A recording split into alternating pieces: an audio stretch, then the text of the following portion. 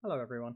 Hi, I'm Giffyglyph and welcome to Social Encounter. I've no idea, disclaimer, I've no idea what I'm doing here. So we're kind of gonna figure this out together, or rather you're gonna watch me figure this out and hopefully not do an awful job of it. So yeah, hello. I'm the author of Giffyglyph's Darker Dungeons, Monster Maker, a few sort of like little D&D tools to kind of help DMs out. DMs like myself who like to improv and add a little bit more, I guess, grit, right? Grit, danger, a bit more adversity to your sort of players. Stuff that I felt that the 5th edition core rule set was kind of lacking. So I wrote a few things, a few supplements, a few tools to kind of help me get my game into the state where I wanted it to be.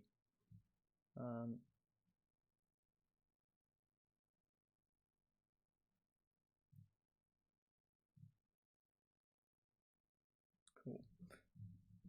So I'm assuming you can all hear me okay. If you can't, then definitely do let me know in chat. If you have any particular questions, also let me know in chat, and I'll try and run you through sort of what I can about like how I write, or the stuff that I write, or how to run the stuff that I write, anything around that basically. But for now, just as a sort of background activity, I guess, kind of while we're waiting, we'll just create like a few randomized characters using the sort of Darker Dungeons rule set. See what kind of adventuring party we get, and then, you know, if this becomes a thing and we do more of these in the future, we can maybe like build up a little adventure for them, or a sort of adventuring town to kind of situate these people in and see where they grow and sort of what they become.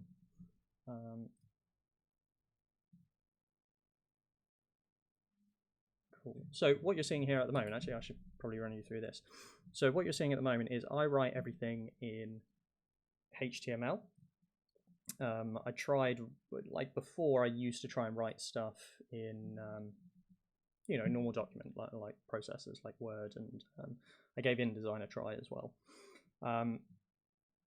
And none of them really worked for kind of the way I write or like to write. You know, I need to see a finished sort of visual project, and Word was just, it was just a massive struggle to kind of get things the way I wanted them to look. And I do web development as a job, and I found, oh, hang on, actually, I can just write in HTML and use CSS and JavaScript to kind of stylize the document in a much more efficient way than I could like doing this using a Word template or anything. And I think that that's slowly grown over time into a very not complicated, but a very thorough, I guess, tool set.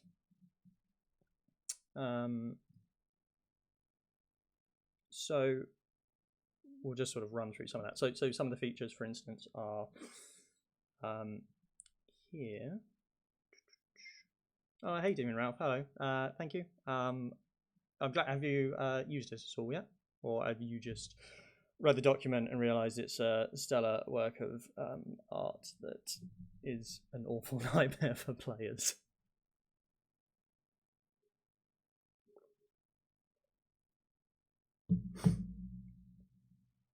Oh, thank you. Well, thanks for stopping by anyway. Yeah, I hope you enjoy the content. Not least because, I mean, I wasn't actually really, when I started writing this, I wasn't expecting anyone to read it, I guess. And so it is I'm still kind of getting used to the fact that other people read this and use this in their games, and I'm trying to figure out how to kind of not mess it up. But anyway, so yeah, thank you.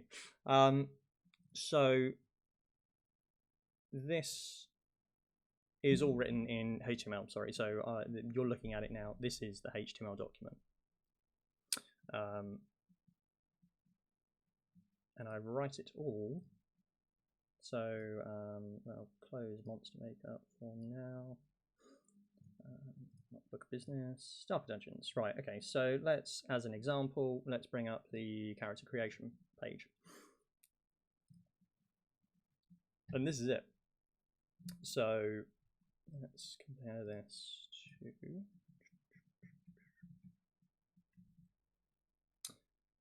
you go. So character creation, paragraphs, table here,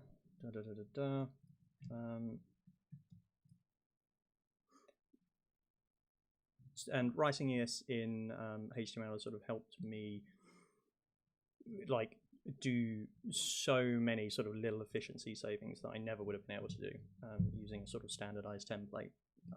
You know, even like tiny stupid little things that are a huge bother for me. I get very, not OCD, but I like alignment and things to line up.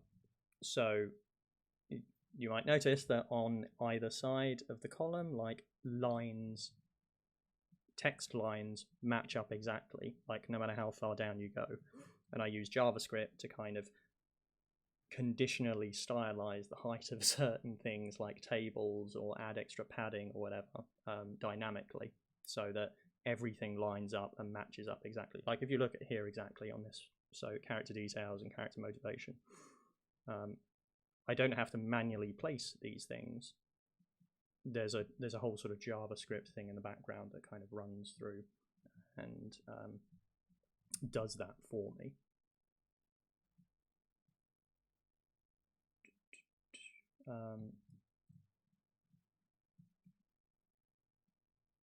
Yeah, and that's all kind of gotten chucked into a little thing that I call Tome, right? It's like my little JavaScript collection of functions that sort of do little things here and there. But having this kind of flexibility allows me to do so many little things, like this table of contents is completely generated dynamically. I don't manually do this at all. It just automatically builds this every time. Putting in the headers, so adding in these images, I don't do that again manually. Like that's all dynamically done here with this sort of this one line, and then the JavaScript functions know to grab the right image and put them here in this little section.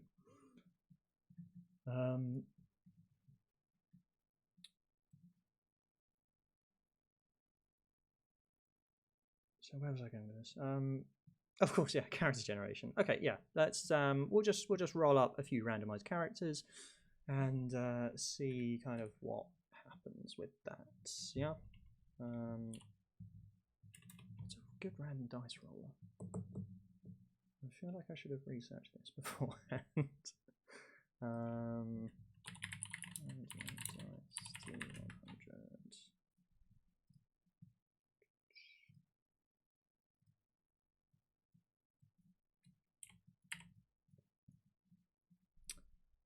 Okay, roll dice online. That's what we'll use. Okay, cool. Yep.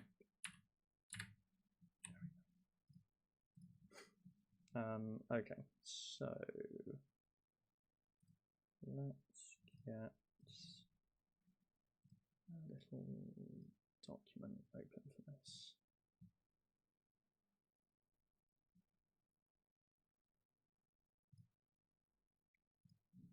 Can everyone hear me okay, by the way, just in case? I got a bit worried for a moment that my mic wasn't working earlier, and that would have been quite awkward to find out at the last minute. No, I'm okay.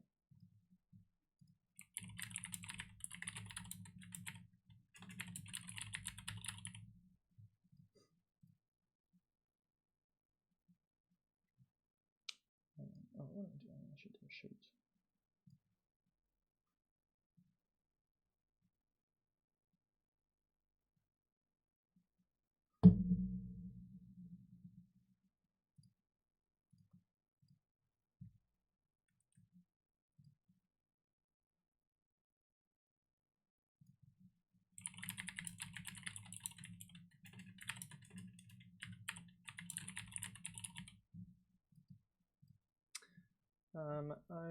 Okay, so our first roll 90.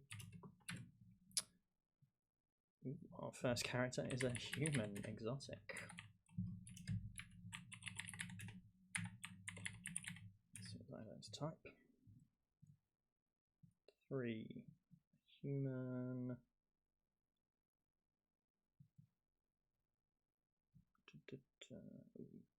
What were you? A human acolyte. Interesting. Okay, interesting. Let me see if there's any way I can buff the gain on this.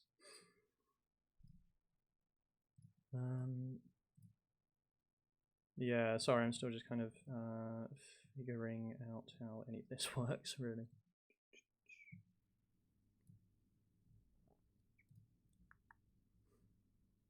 Is that any better?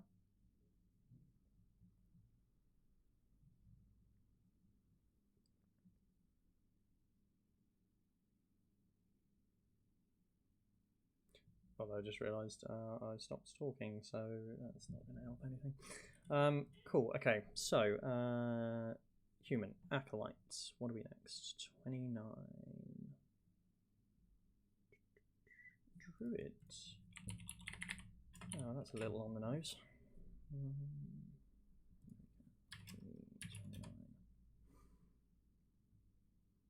don't have to pick anything for that. That's fine. We'll do all the specialised stuff later.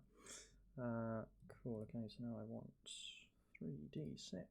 Oh, let's see what stats you get.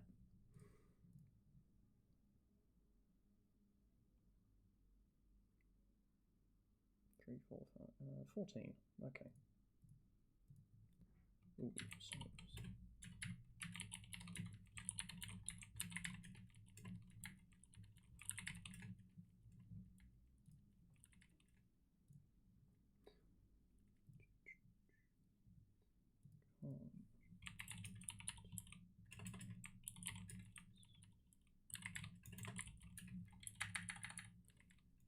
So 14, 1, 5, 11.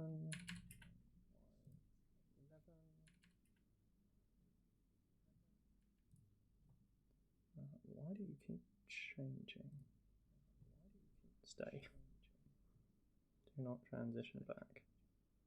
Okay. Alright. I think you're okay. Good.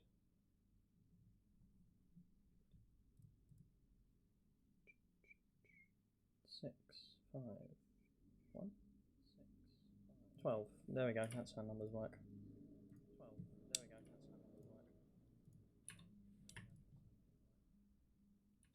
What is going on with you? Right, I should push you to the top. Yeah, someone was mentioning this as well. Sorry, Demon Ralph was mentioning this to someone. Let me try and see what doing.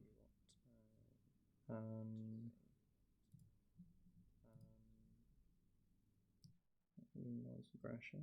I'll just turn the gain up on these things. Or am I just talking really low? Maybe I'm just talking really low.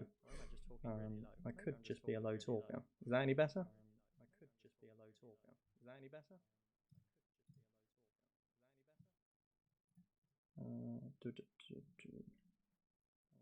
Yeah, it's not the solution, is it? No, what? Sorry, yeah, I'll try and figure it out, and hopefully if I do this again, it will be slightly better. I'll learn from this, and you know, we'll kind of improve as we go. It's the problem when you kind of try and buy a new mic and you don't actually know anything about what you're doing. 6, 5, and 4, 9.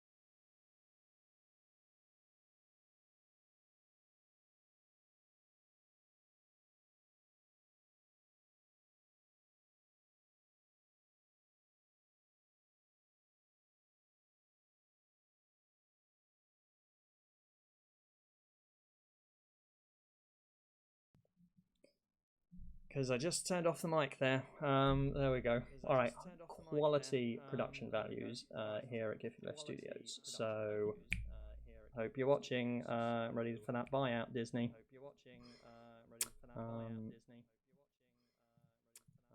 Cool. So, druids. Best stat is wisdom, right? I haven't played a druid in a very long time. I'm gonna assume it's Wiz. Yeah, it must be Wiz. In which case, I am going to swap. Oh, that text is really bad.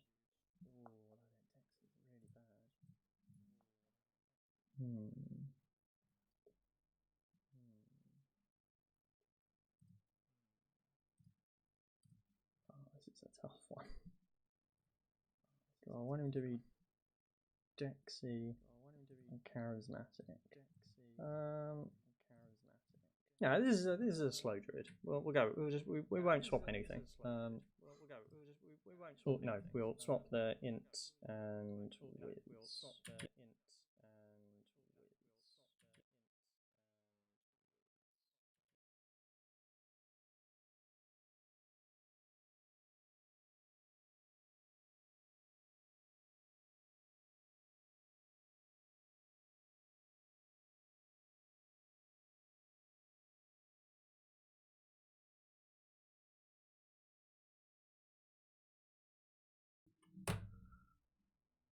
Oh my god! It's because it's locked to my numpad, I think. Oh, we're top day. Good. So we're just going to iron all these kinks out for social encounter number 2. It's going to be great. You're going to come back. It's going to be visual, upgrades. We're going to have just everything. Okay, back to work. Right. So let's find out how old we are.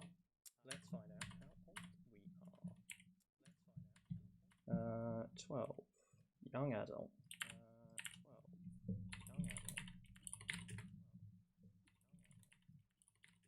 26.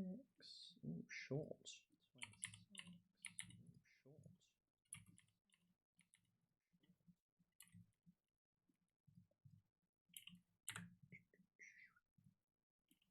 26.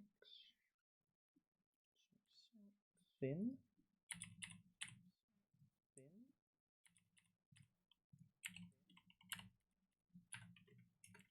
20. And he has a distinctive scar.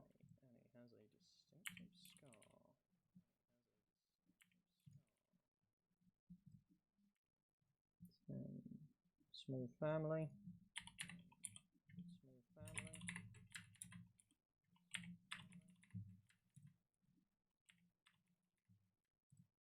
Oh, raised by parents though. That's nice. I have a very bad habit of killing off all the parents of my characters, or at least I used to. Like I've tried a lot recently to be a bit less sort of family genocide-y with character backgrounds.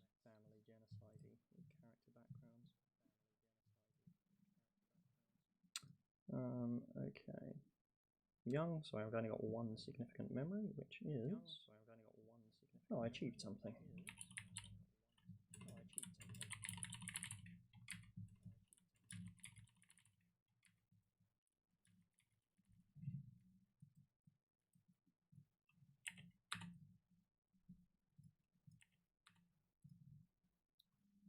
Motivation, 23. Beneficence. Protect, heal. Oh, so we've got a pretty, like, standard druid here. Nothing interesting about this guy whatsoever. Habit, okay. This might come up with something. What we got? 21.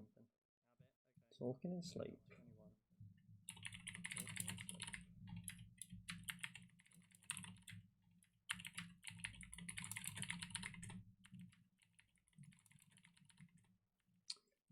And this character wants to acquire something. Interesting. Okay, well, how much wealth do I have to spend? 5d4.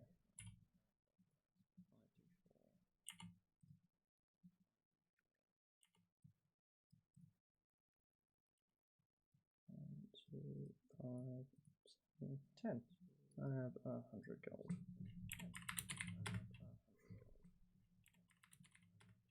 Oh, wait, no, druid is 2d4. I thought that was a lot for someone who spends their time in the woods.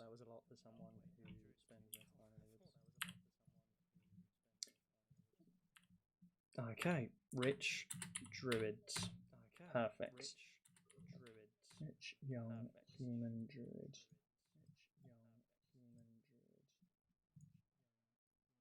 Now, what are we going to call this person?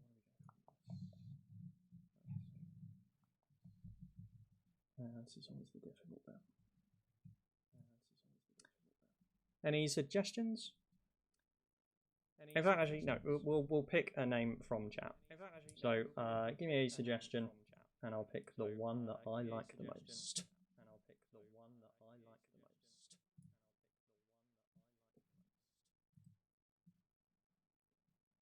Spoiler alert, that is pretty much how I run my D&D games now.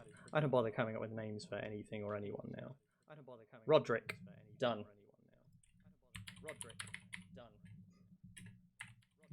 And a surname. Let's come up with a surname.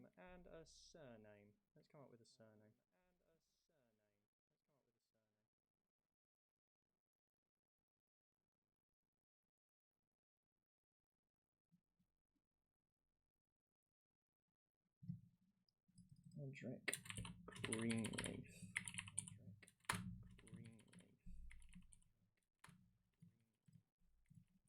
Now, I always get, I would like, yeah, I like that. So that's interesting because that to me,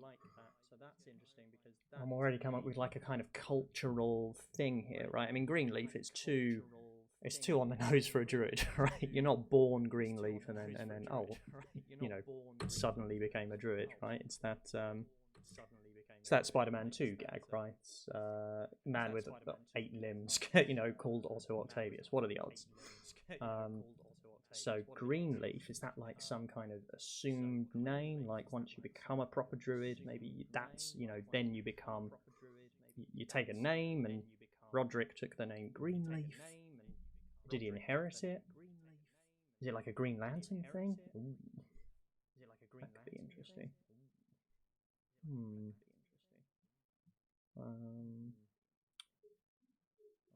And yeah, spoiler, this is also why it takes me forever to get anything done, because the minute I do one thing, I start thinking about all these questions and just going down and world building. which is a very, very bad habit of mine.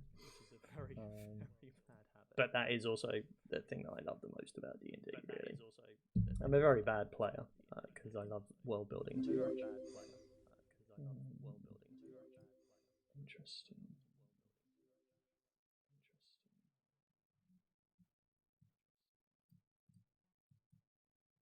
Ooh, yeah, that's quite an interesting idea, Chaos. So what, you start off as like a green leaf and then you kind of upgrade to what, like a brown leaf and then a black leaf? Why is it like karate ranks?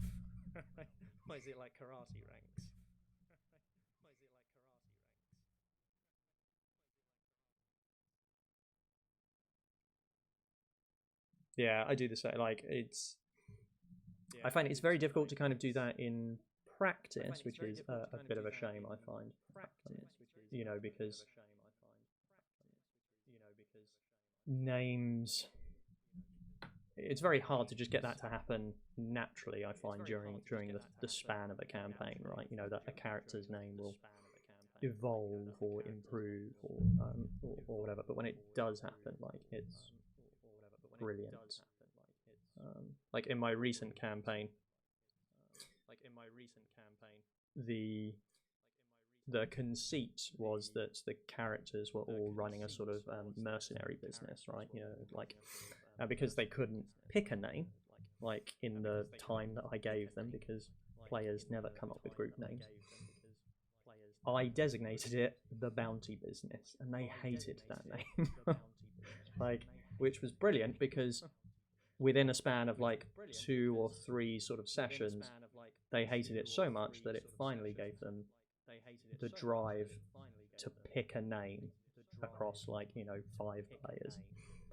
So they went from Bounty Business, which, you know, I quite like actually, to Heroes for Hire, which, I mean, you know, Bounty Business has a lot more juice to it. I think that's a much better name.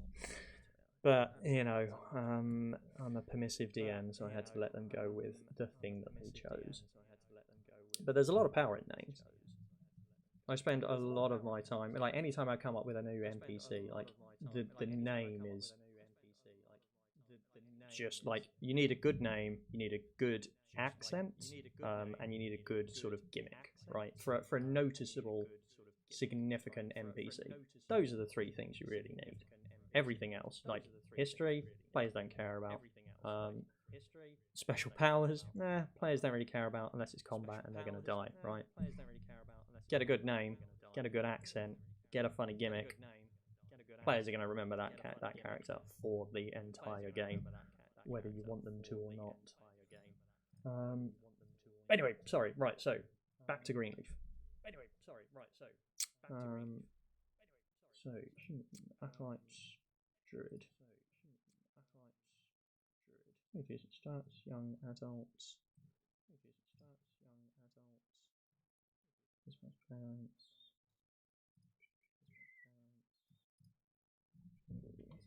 Sleep. That'll be fun. Weird stuff. Almost like green seeing, right, or whatever the Game of Thrones thing is, right? Picking up little visions from the forest around him, and that kind of leaks out, just sort of subconsciously in his sleep, kind of like little things that he shouldn't be aware of when he's sleeping.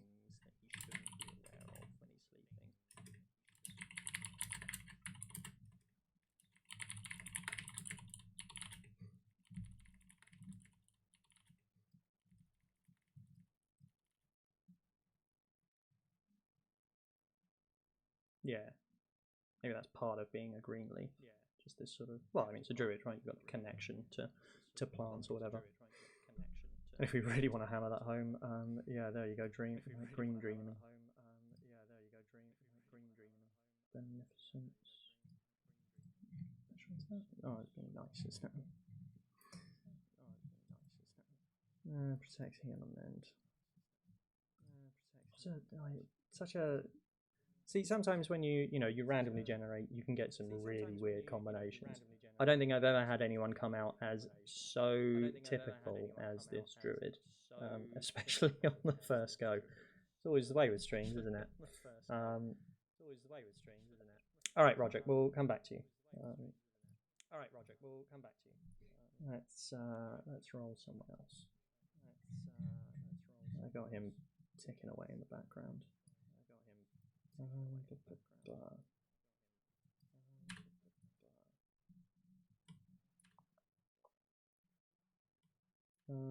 Cool. Just one dice for you, please. 98. Ooh, Tiefling.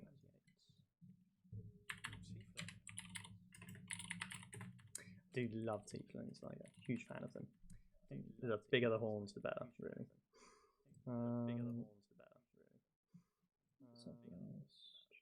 34. Oh, yes, we do actually for Tieflings, don't we? 34. Dispater.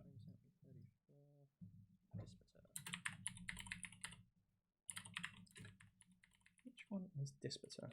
Rules one of the hells, right? Is it the second level? I can't remember.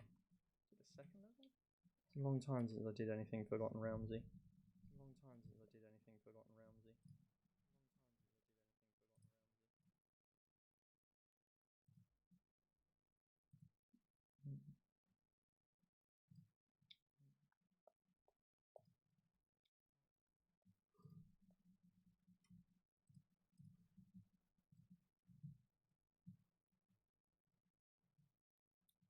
Okay, so background, what have we got? 95. Ooh, we get to choose. Okay. Chat, pick one.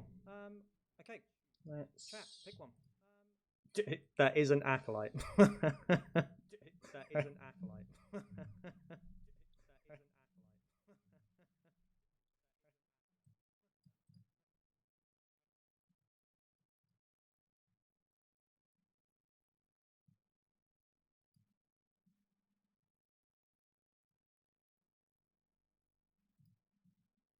Noble it is.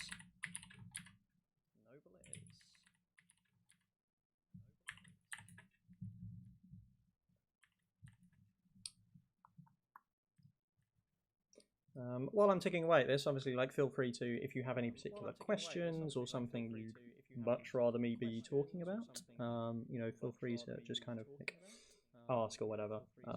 I'll just keep picking at this in the background until something specific comes to mind.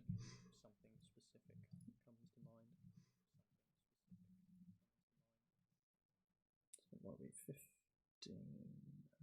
Bard. Noble Bard, okay, alright.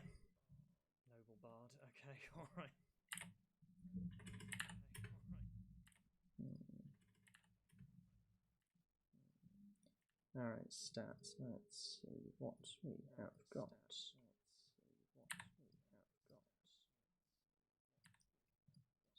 9 strength.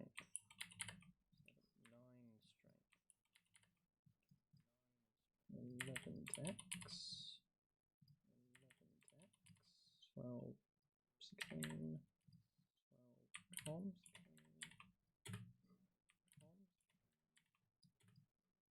5, 2. 11. There we go. Jeez, this is why I never roll dice in my games. I just let the player do the math. 5, 9.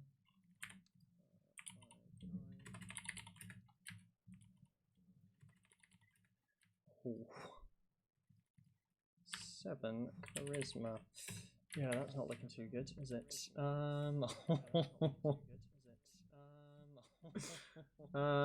Right. Okay. Well, that's what you get for being a Dispater tiefling, clearly. Oh, hang on. Actually, racial mods. We did forget to apply those. Humans get +1 to everything, right? So this druid is even better.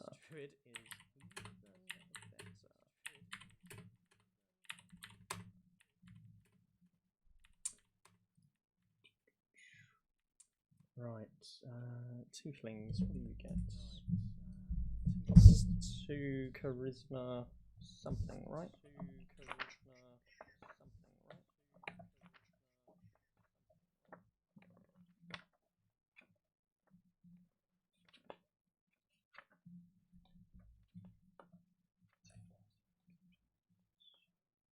Int 1, charisma 2. Ooh.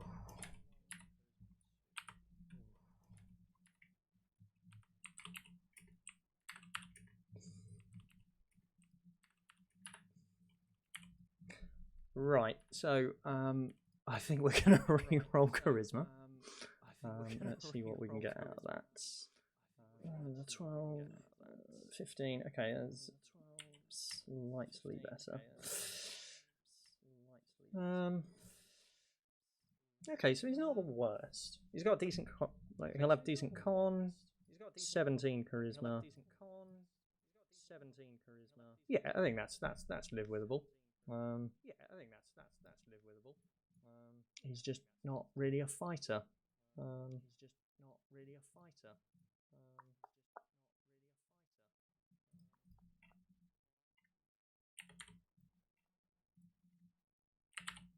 I mean, that's you know, like you're a noble, all that sort of fine dining, and you know, you spent too much time not practicing his weights or her weights. Actually, no, yeah, we had a man before, so we'll do this is a we'll do a female tiefling this time. And let's see how. What is she? 71. Early middle age. Okay.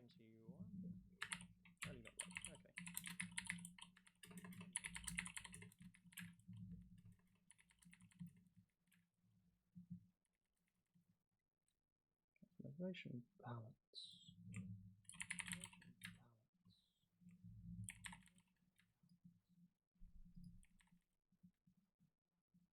Bring all things into harmony. Well, that doesn't sound very noble. Like, it's not the upper class kind of way. 32. Foot tapping.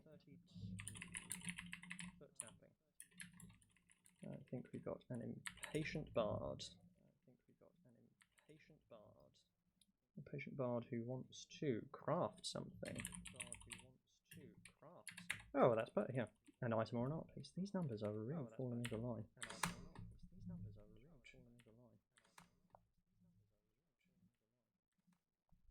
Perfect. 26. Bard 524.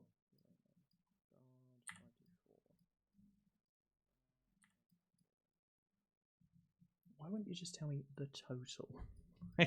Who cares about the average? Unbelievable.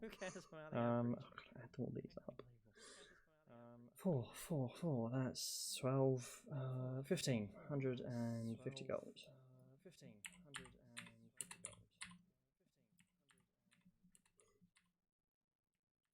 Oh, that's not too bad. Oh, I didn't do families. I just kind of skipped those things. Right. Okay.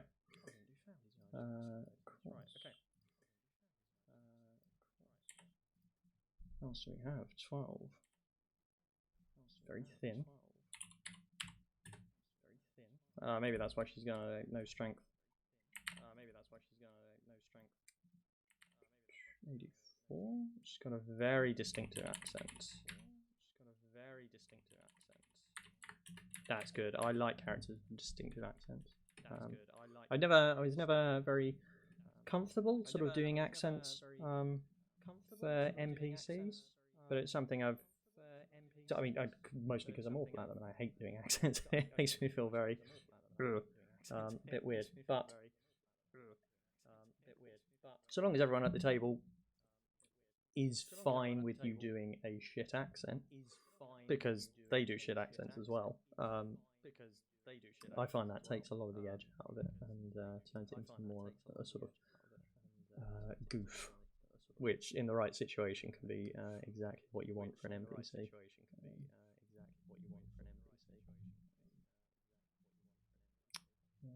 Okay, let's see, 5. Average family.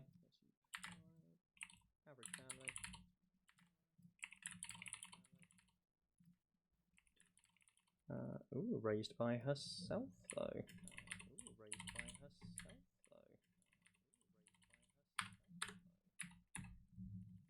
Interesting. Did she leave the nobility? Did her parents die? Is this how we get dead parents into the thing? I think this might be it.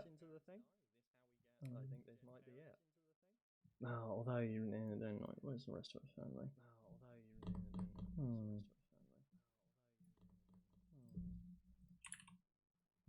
Something to think about.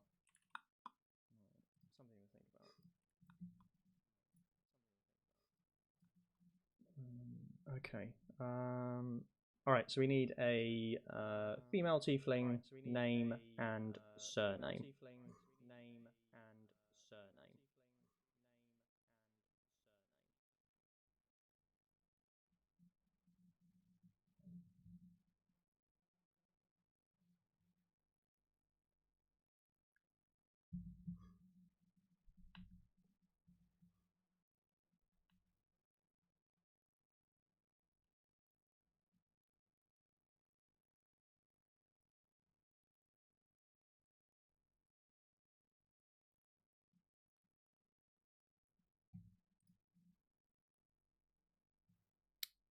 What are we going to go for?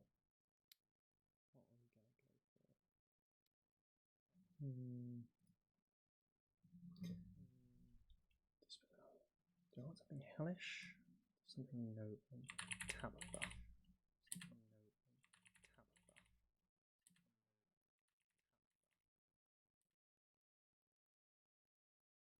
Zerly.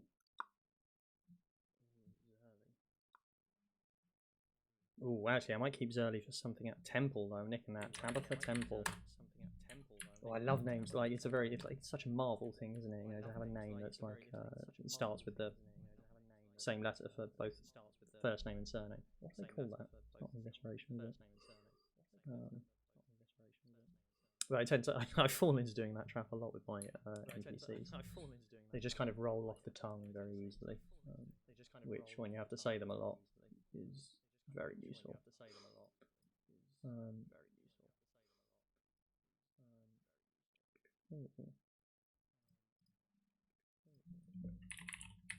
Patient.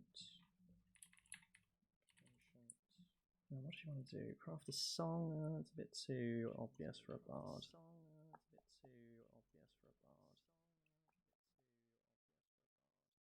Something belonging to her family that was broken, maybe?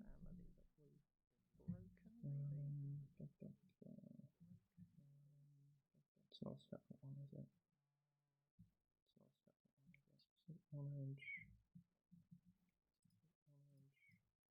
Yeah, maybe that's it. Like, family book. Partially destroyed. And she's like searching to recreate or meet some of the villains that were in the book in the past to kind of, so she can rewrite the pages, maybe. Maybe that's a thing. So it's not just, oh, I'm trying to go out for quest and glory. It's a specific thing that she's searching for to rewrite the pages in this family book.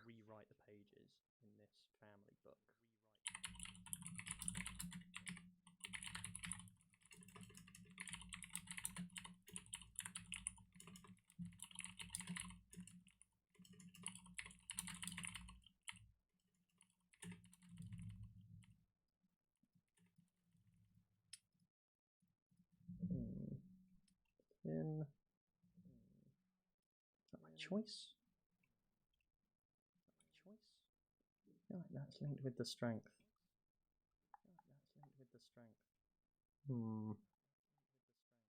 Yeah, can never put weight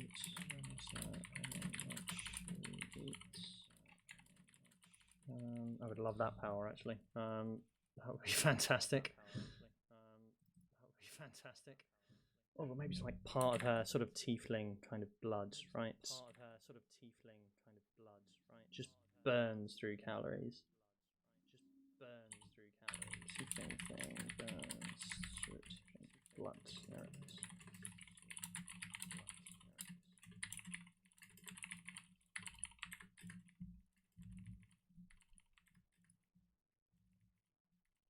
Accent. Okay.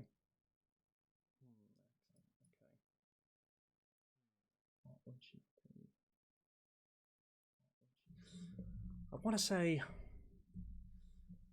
say French, mostly because I saw the Holy Grail last week for the millionth time, and I just want to do that outrageous accent. French, like Holy Grail. Frenchman.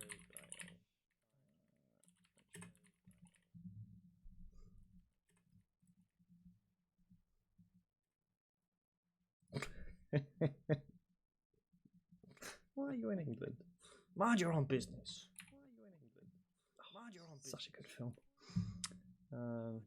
Average family. Okay, not really a lot.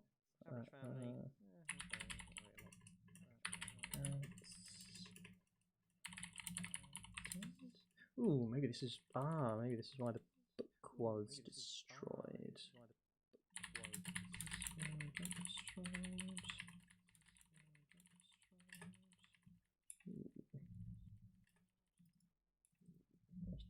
Questions.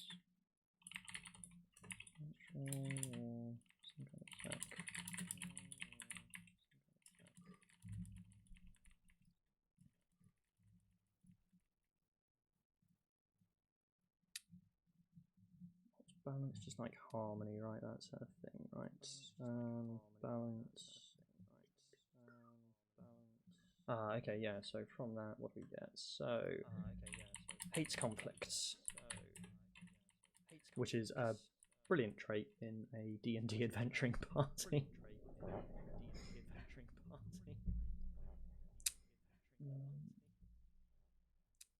Cool. Okay, all right. I think that's a fairly decent sort of start for Tabitha. Yeah, this is good. I always like these kind of like little quests that a character can have at the start of a campaign to kind of that you as a DM can just kind of fold into the story somewhat organically and just like leave little breadcrumbs, right, as it goes. Like, it's not a big thing. It's not like a world like significant plot. It's just a little personal thing to her that she wants to do, and you can kind of slowly work that into your sort of grand campaign story, right? Without too much effort.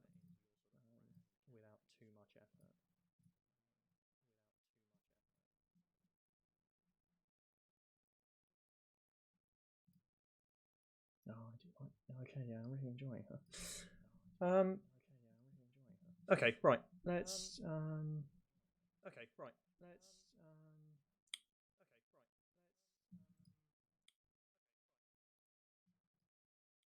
I'm going to do another one. Let's see. Actually, so I tell you what we'll do. We'll sort of break it up a little bit. I know that some people have been asking about sort of the my writing process and sort of like how I create the documents that I do. So I'll just sort of run through some of like the bare basics of that. If okay, yeah, there we go, cool. Like I say, at any point, if there is anything specific that you would sort of be wanting to ask, then feel free to ask it by all means. I'm just kind of talking on camera, so enjoy. So Actually, what could be interesting is let's bring up the original Darker Dungeons document, and we can just kind of see where we've come from, where we've gone to. So this, yeah. So on the left we have the very first release that I did. Sort of, geez, when did I do this? I don't think I even put a date on it because I wasn't expecting to do more of these. So this must have been about a year and a bit ago, a year and 3 months, sort of June-ish, April-ish. Anyway, last year. So I wrote this document to compile a sort of like a few sort of rules that I was already kind of using in smaller games. Some of them that I wanted to use in future games, and I wanted a document I could just give to players and say, look, here is a thing, and here's how it happens. It's not just me making stuff up on the fly, right? This is the sort of the process for how these rules will be applied. And to a lesser extent, I also wrote it because I wanted to sort of focus on a project. Like I can get easily distracted sometimes, and for many years I've started projects, but I've never really finished one. So I wrote Darker Dungeons to just create something and then sort of push it out online for other people to just kind of like start using. I never really expected it to kind of continue on, certainly not for this long, or that I would write other stuff and other tools. So that's kind of caught me by surprise. But anyway, so right, okay, so that's the context. So on the left here we have the original one with some of the Darkest Dungeon artwork, which is just beautiful stuff. Like, I mean, it's so good. I love just everything about that style. It's just gorgeous. And I had to, I stopped using that around sort of 1.6, I think. Yeah. Because it was connecting it too much to the Darkest Dungeon game, right? I wasn't writing this to just like, oh, if you want to run Darkest Dungeon 5e, then this is what you do. It wasn't supposed to be a sort of explicit rip-off of that game. It just had a lot of sort of thematic similarities, and I kind of used the art originally as a sort of thematic wrapper. But by the time it got to like 1.6, I thought I don't want to kind of give out the wrong signal here that I'm in any way officially affiliated with the Darkest Dungeon, with Red Hook Studios, I believe it is. So I sadly had to kind of figure out my own style here on the left that I could sort of easily use and apply and across multiple projects, that kind of thing. But so here it is on the left. We've got some of this art. We have like very basic sort of very like close approximation of what the raw 5th edition sort of books look like. Those same kind of tables and whatever. But it looks a bit bland to me, and there's not really a lot going on. It's not a particularly interesting looking document, but anyway, so that was sort of what it ended up being. And then here on the right, so now, and then eventually these, 18 pages. Well, I guess 20, including tables, right? Has become this. Oof, yeah. I sometimes forget how much it's kind of expanded. There's a lot of new stuff in here that just kind of spills out.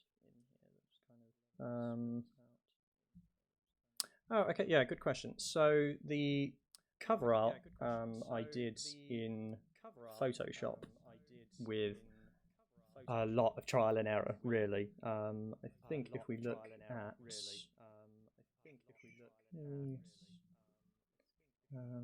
open it up and try and find out where it is.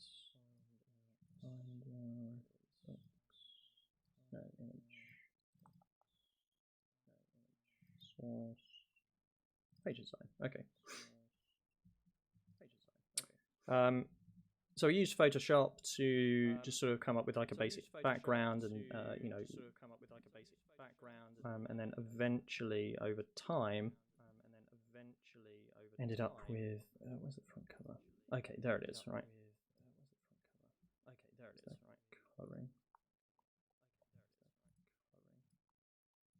There it is. Okay, cool.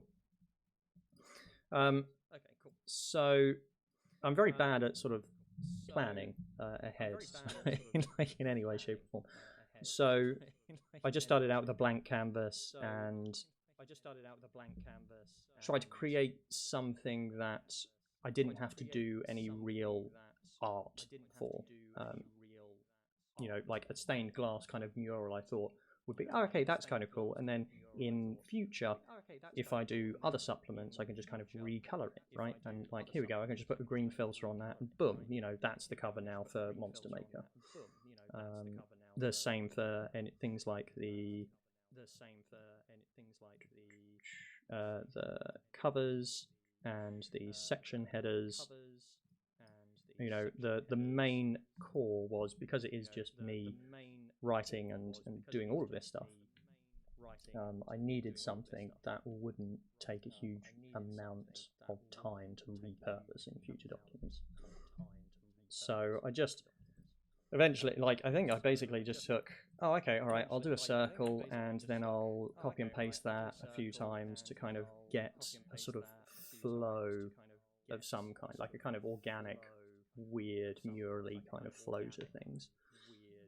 You know, and you can see it here. It's just like, it's the same circle in a lot of ways. Like, I think it is just this one. It's just copied here and then copied here and copied here and here, and then I just erased bits until it just to get the outline of a shape that looked interesting or fun to me, and almost like, especially for darker dungeons, like almost with this page, and I didn't even realize until I was going, it was like, oh, hang on, okay, this is not Lovecraftian in a sense, right? But it's like, oh, there's a kind of like, it's almost like an eye's kind of looking at me, and it's got this very kind of wavy, alien almost kind of flow to it, which I really liked. It's a bit less suitable for other documents, but I like this page quite a lot. The only problem is that I did all this, I think, at like 700, like an idiot. I didn't future-proof any of this.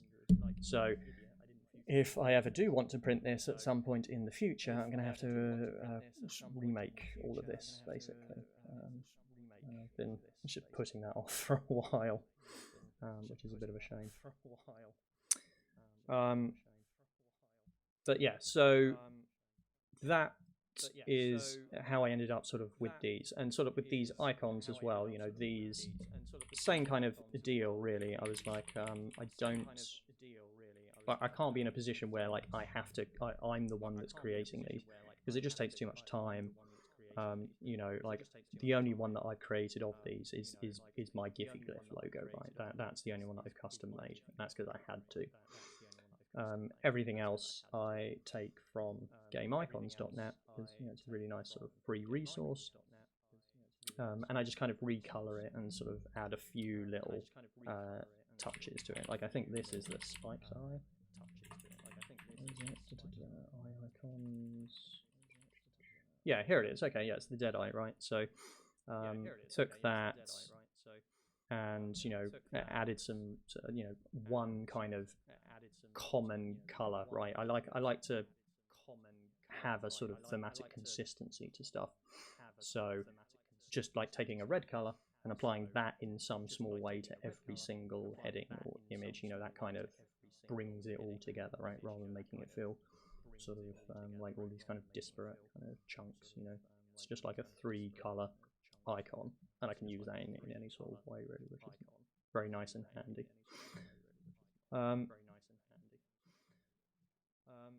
So, where was I? Okay, right, yeah, so writing stuff. Okay, right, yeah, so writing stuff. So over time, the way I write has sort of changed and grown as I found out new and sort of smaller ways to streamline my process. Initially, with like the first maybe like 3 or 4 versions of Dark Dungeons, it was written like sort of normally. It's like just one long HTML document, and all the tables are typed out by hand, and all of that junk. And as it was starting to get into like the 30s, the 40s pages, that was not feasible. I would just have this one massive document, and I hate working on like huge chunks, right? As a creator, I like to compartmentalize stuff and work on it, and that also helps when I want to kind of, oh, I want to actually move this section into this chapter, and yada yada yada. So each of these chapters now is written like it's a completely separate document. You can see here on the left. So setting up, I think that is intro, right? So here we go. Intro. No, intro is this page. Contents has its own page. Setting up has its own page. That kind of. Oh, it is, yeah. Setting up. Here we go. Yeah. So I have all of these individual pages. So if we open this up now. So here you go. So you can see this is what it looks like when it's compiled. And this is the individual chapter, right? And it has its own sort of page numbering down here in the bottom. So you can see, because this is on its own, like, oh, it was automatically page 2.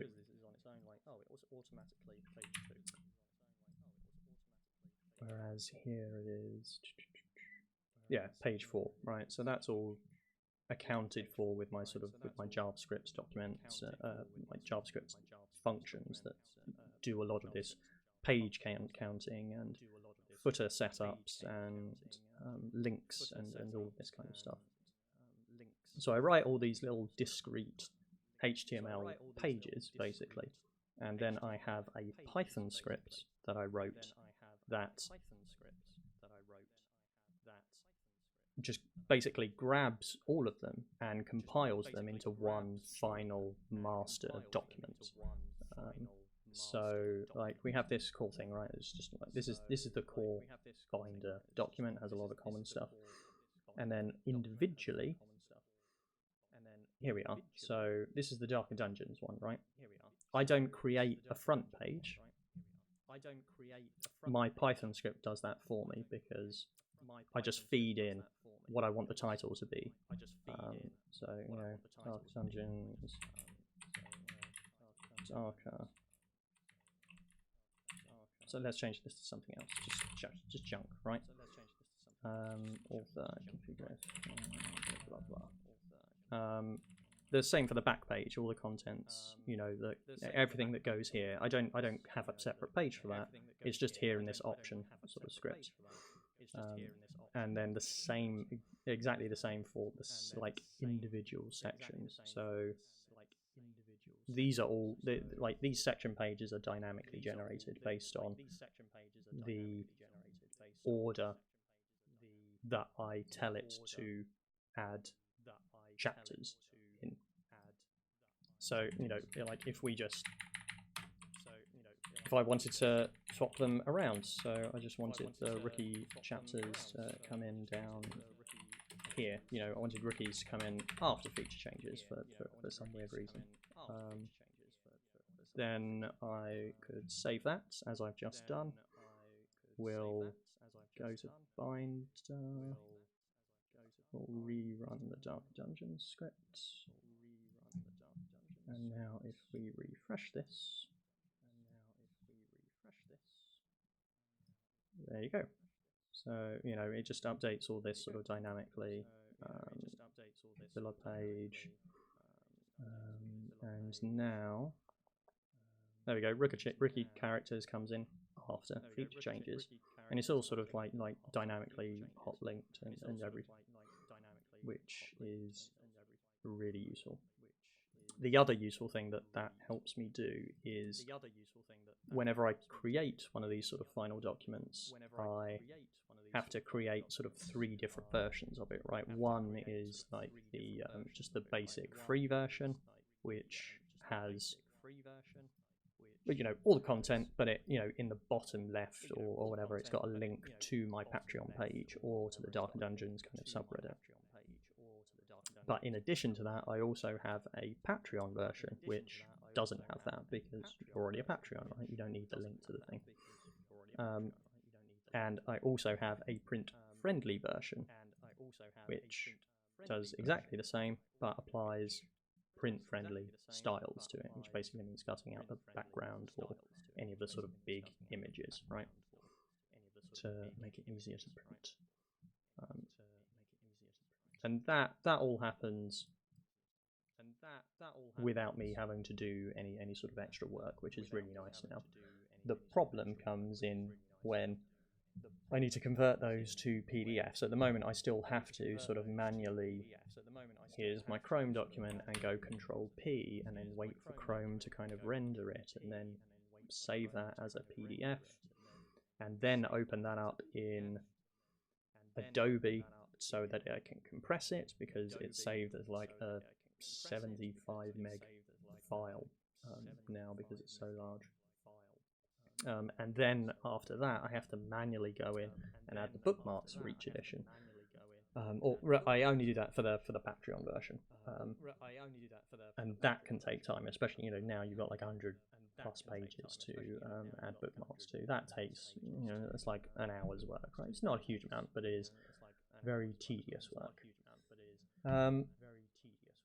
But on the whole, like it's light years ahead of where it was when I started doing this. Yeah, that's a good question. Well, I'd say a fair amount of time tinkering with tools and trying to get them to work right. A lot of it, I'm very fortunate in the work that I do, because most of this is stuff that either I already sort of knew or could do, and the rest, it wasn't like a huge kind of leap to make those sort of connections to.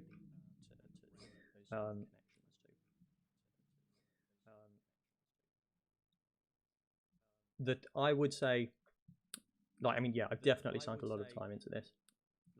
But before I did this, I also spent a lot of time on Word templates and didn't get anywhere near the sort of like time saving that I did, which was extremely frustrating. And it would be nice eventually, I think, to be able to shape this in a way, I think, that other people could use to write their own sort of documents, which would be nice. I think I said before, like, I need to weigh up like how much of that will kind of take away from the appeal of my own work and the stuff that I write.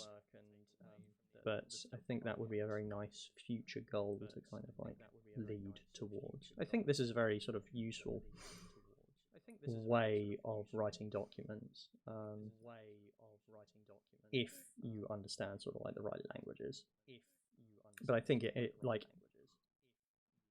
the output that it generates, certainly for me, has been a lot more useful than working with, say, like LaTeX or GM Binder or Homebrewery, any of that kind of stuff. They're very good at what they do, but they don't do it in the way that my obsessive compulsive things must line up kind of brain was demanding.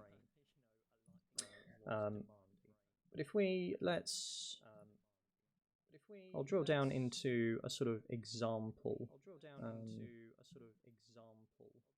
specific. Oh, okay. Oh, yeah. So, like the rookie characters one, right? This is probably a good chapter to kind of drill into. So, let's open this one up specifically. That's also another thing that like the Python script does. It knows automatically to add in like this little sort of chapter marker here, which you don't see on the individual page because it's not been compiled yet. So here we go. So things like the page heading icon, right? That's just done by script here. If I change that to anything else, or if I even just, you know, remove that to break it, it wouldn't show anything, which is perfect. So, you know, that gives me a lot of freedom and flexibility to just kind of quickly swap things out to get the right icon for the right chapter and whatever. So tables here. Yeah. So because I use JavaScript for a lot of this stuff as well, that allows me that can save me a huge amount of time in automating tables or monsters, or diseases, or any of that stuff. Right? I can now just write functions that will dynamically create that content consistently across an entire document. So if we look at, say, the rookie details table here, for instance, rookie details here, so you can see the table here, it's got all of the content, but none of it is in this table here. What I did, actually, why did I do this as a separate thing instead of as this table? It's because I thought I might be reusing this somewhere else later. So here in the Darker Dungeon sort of JavaScript, you can see that this is where I've written, like, I have diseases, which I used in the diseases chapter. And these are all the details of, like, the rookies, right? Everything about them. And then there's a function here, populate rookie details table, that takes that content and dynamically builds that table when the page is generated. And that's quite useful. That's why I did it. So I was wasting a lot of time, some annoying time trying to get deciding what I wanted to see in this table at the time. So you can see here that I've still got some old commented code, which is why I moved it to this, just so I could kind of experiment slightly more quickly without having to manually go in and pull this HTML apart. Now the real saving, the fantastic saving for me, when I started writing Monster Maker, which I originally did just as a quick thing, right? I thought, okay, I'll write some quick monster stats because, one, I use them, and two, it will help me to write adventures faster, because that's kind of what I want to start getting into, you know, creating like little adventure paths and things for people to start playing with. And none of that happened because Monster Maker ended up having... I enjoyed writing Monster Maker so much that it just kind of grew and grew and grew and grew. And, you know, and there was also so much to write about creating monsters. You know, how do I use them to attack? How are they used in encounters? Sort of like, oh, okay, now I need to think about traits and powers and yada yada yada. But that has allowed me, writing that and coming up with a bunch of JavaScript for that allows me to create monster blocks without any thought whatsoever. So you can see here on the right, we've got like, oh, Howling Skeleton, and it's got all of these stats. I don't write any of those. Those are all generated dynamically using, I think it's my Frankenstein sort of JavaScript engine. So if and rendered here using this little bit of HTML block. So if I just change this level to level 11, okay, let's say I want to just change this Howling Skeleton to be level 11. Refresh. There it is. It's a level 11 striker. All the stats have been updated. You know, this is now the stat panel of a level 11 minion striker.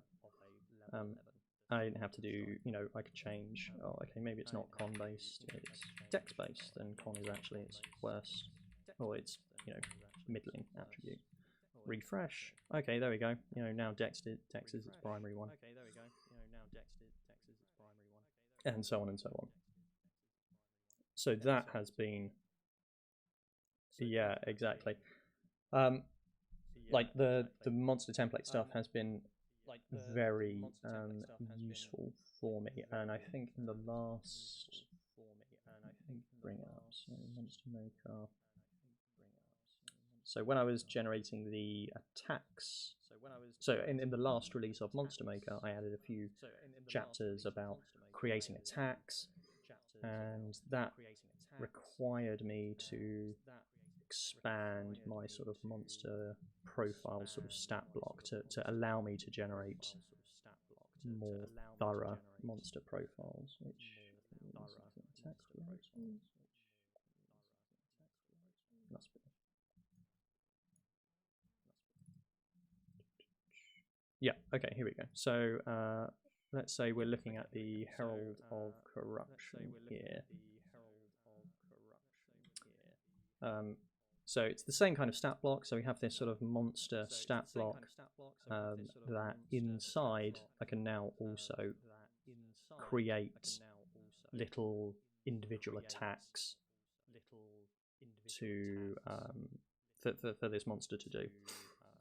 But I don't want to have to change. Like if I wanted to suddenly change the heralds to be a level 8 or even a level 17 striker for this document, I don't want to also have to flip back to the document, to the Monster Maker document, to update the damage or how much it is to hit within these attacks.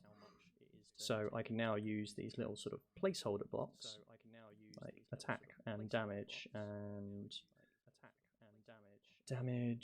DC primary, this kind of thing. So it will also update those while leaving the rest of the action intact. So as a test, I'll update this to level 17. Currently it does 18 necrotic damage as a level 7. And here we go, now it does level 60 as a level 17. The rest of it's like everything else it does, like the rest of the text is unchanged, but all these little numbers that were just fiddly and very annoying for me to have to keep updating every time, just get factored in automatically, which is very useful. I'm hoping, so I have an update for the web app Monster Maker in process.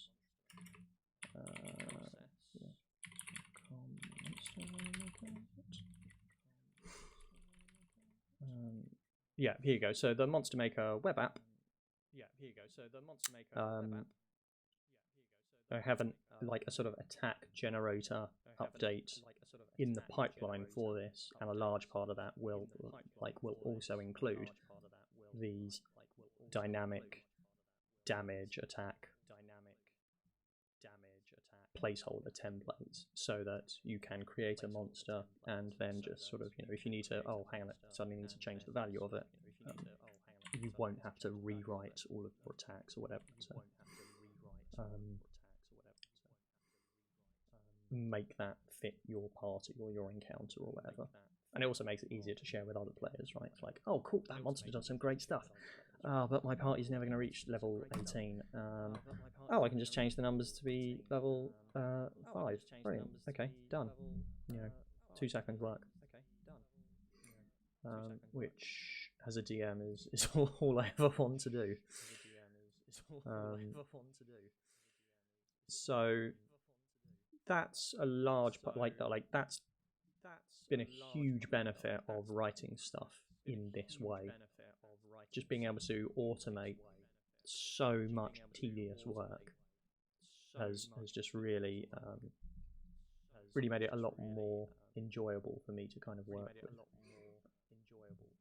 I mean, it's still a pain because I'm very concerned about layout. So every time I change one thing, anytime I release a thing, I always try and make sure that the page is completely full. Whether it's, and that's part of the reason why examples like this exist, right? It's to, one, sort of help show off the rules, and two, also just kind of fill up a bit of space.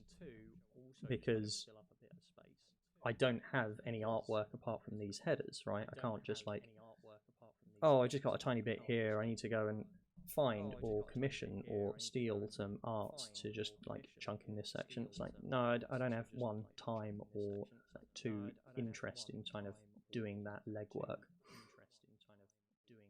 So an example is just a really useful thing you can just kind of drop in, and you know, you can also add, like, it's actually been quite fun doing the examples because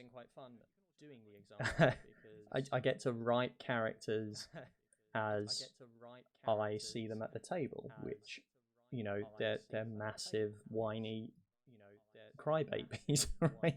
They're just angry and they don't really like each other, but they have to keep together because, one, there's a very big bad out there, and two, that's how the game goes, right? You know, no party ever gets on. It's all just individuals stuck together for as long, you know, as they have to be. And Clander has been a lot of fun to write with. It's just this kind of snoosy, arrogant, elven kind of sorceress. So Viridian and Valiant were actually former characters of mine. Like Viridian was a tiefling bard, and Valiant was a human cleric back in 4th edition, actually, which is when I started playing properly. And he was Valiant, I think, was my most sort of significant character, apart from Truth, who was my drow paladin of Soon years ago.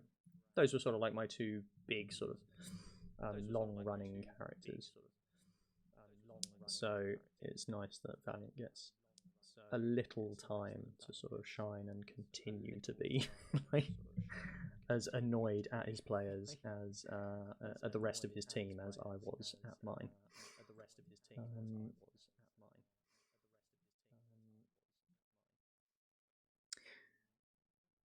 Delegation, yeah, that's a good question. I honestly don't know, actually. Like a lot of it, like what is there to delegate now? Because I mean, it is just writing, right? I would love to delegate actually printing it to someone else, because that is something I have no idea about, right? Like how to even go about getting it into a print ready state and upgrading all the art assets and putting in all the legal text. You know, that I have no idea about whatsoever. I've kind of been putting that off for as long as I can. You know, the most I've done is put in the little blurb in the FAQ, right, where it's you know, you can reference this, that's fine, just don't, you know, rip me off completely. That would be great. Because in terms of like legality and legalese, yeah, I don't know any of that stuff. So that's something I would happily like sort of shove off to someone else, if that were in any way possible.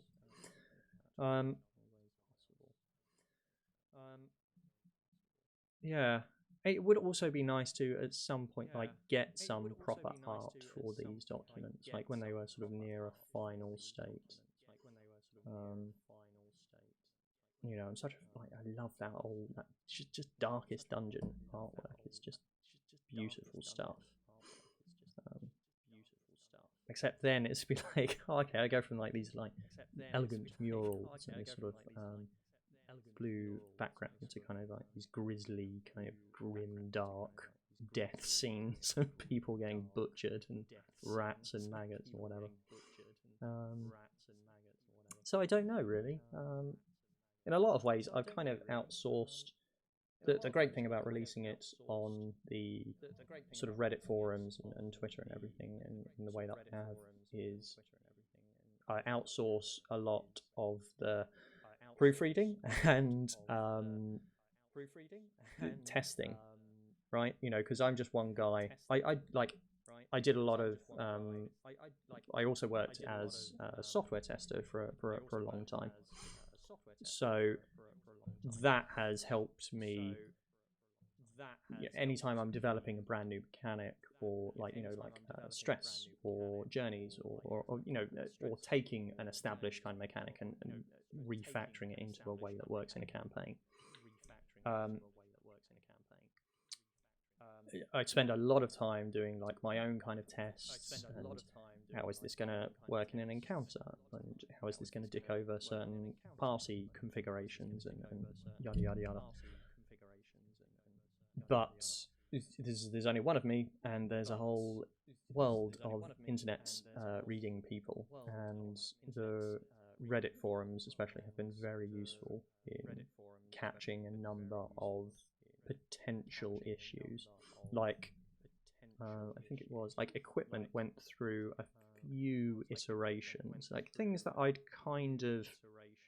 was getting an inkling with anyway in sort of my games, where I was like, okay, there isn't really a huge incentive for wearing the heaviest armor, and also like originally it was using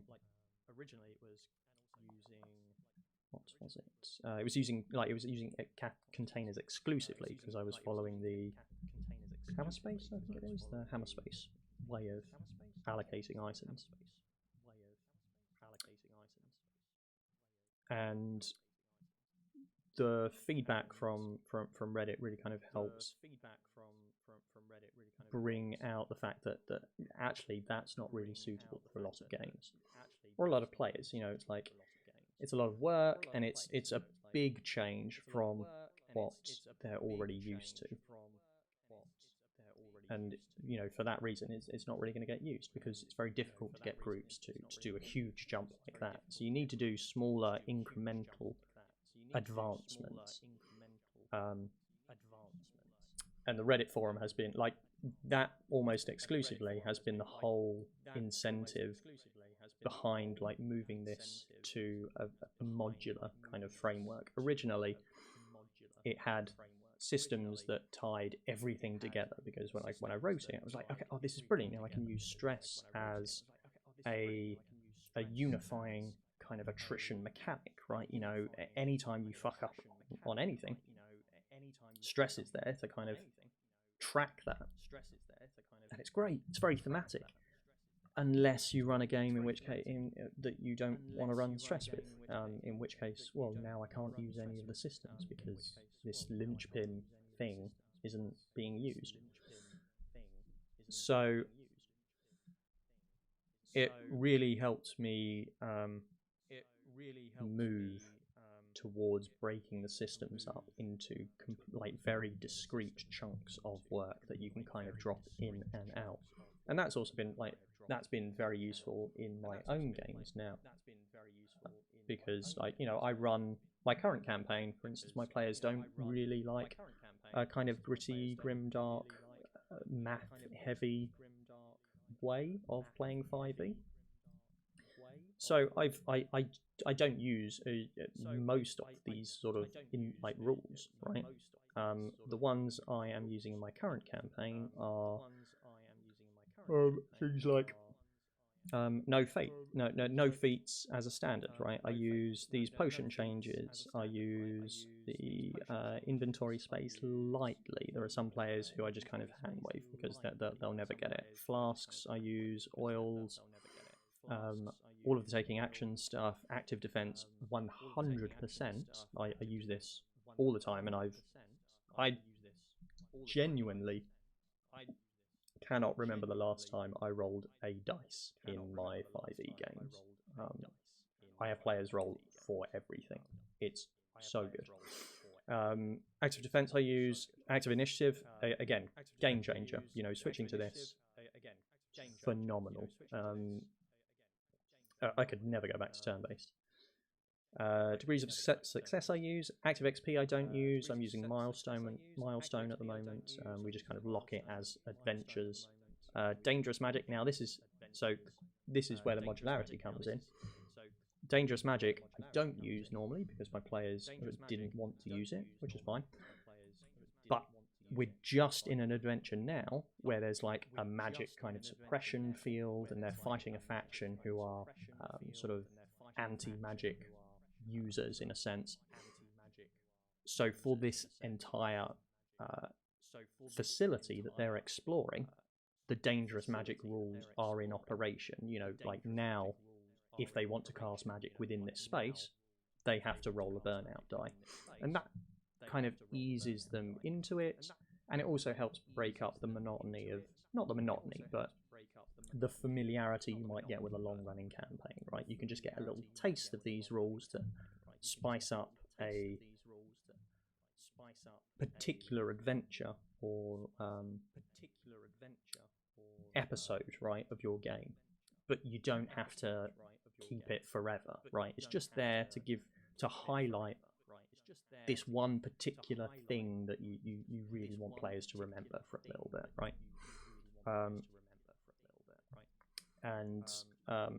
It's been super useful for, so going modular has been great for that. Making a journey I haven't really used lately at the moment.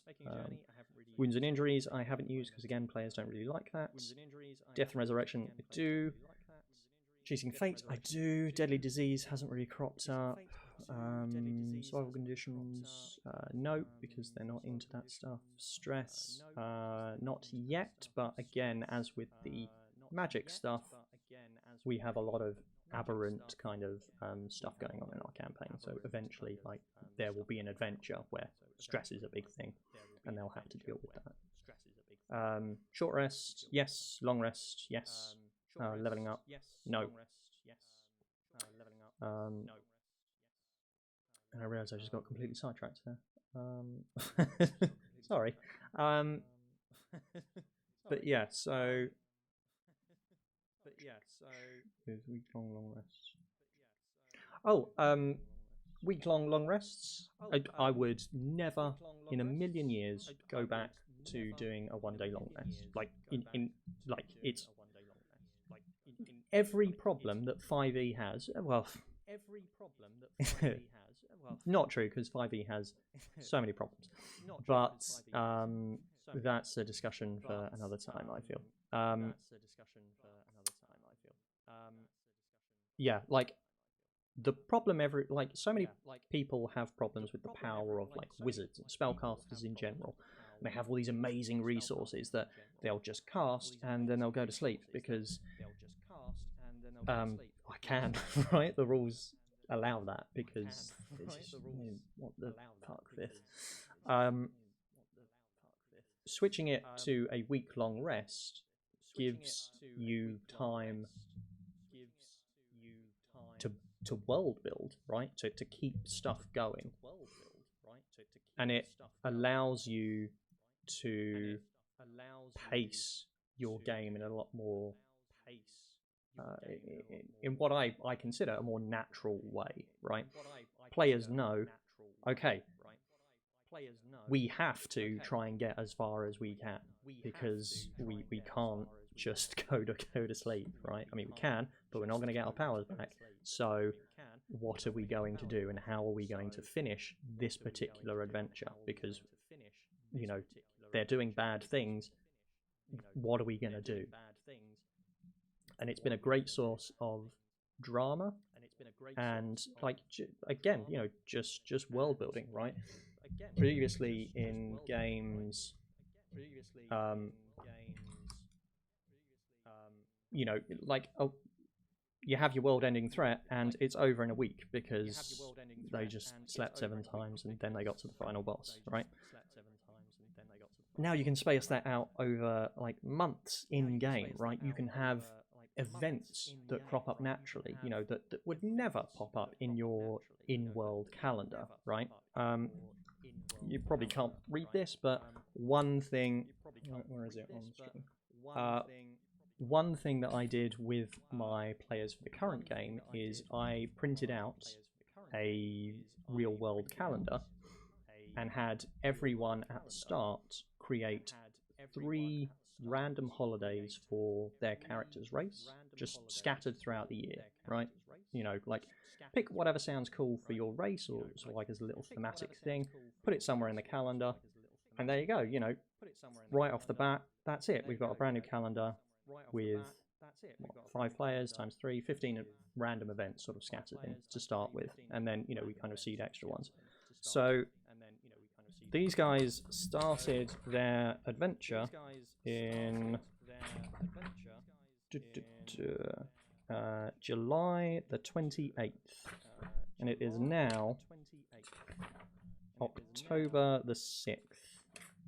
And in that time, we had an entire adventure around the Day of Light celebration, you know, celebrating Tiamat's death, a sort of kobold adventure, like sort of themed thing. Like they had to play act and like put on like a little theatre show and like participate and stuff. Yeah, some great stuff came out of that.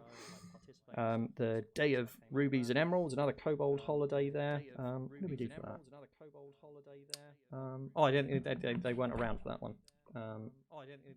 Then the other big one was Gem Shattering Day. So that was like a whole town event that I could seed like the previous like 3 weeks in game with little events and little world building stuff, or like tiny little quests that in their own don't really add up to very much, but help bring that world to life because they know, oh, in 3 weeks it's Gem Shattering Day. That's why everyone's like getting ready for a party. That's why all the bunting's up. It's such a like stupid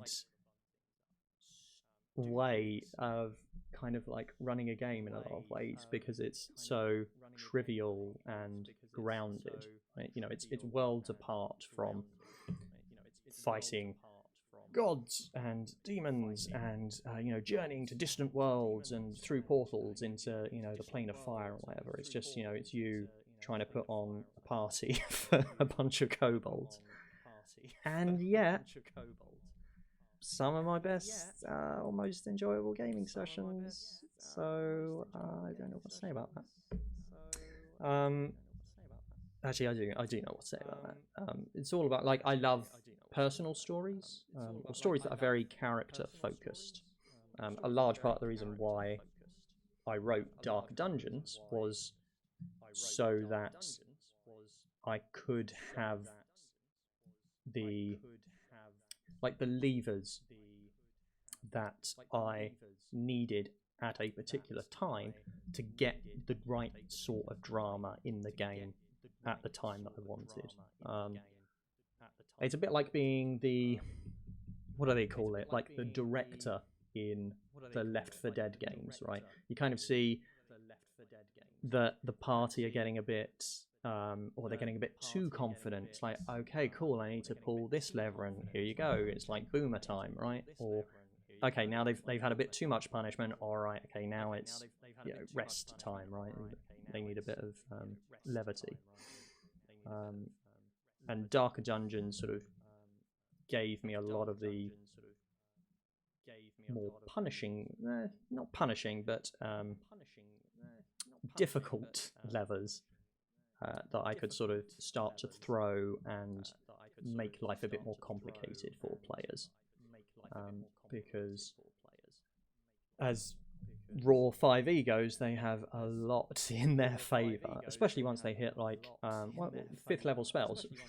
That's it. That's a totally different game. Like I generally prefer to stick to the 1 to 10 levels, because beyond that the scope grows like beyond my kind of interest in player kind of dynamics.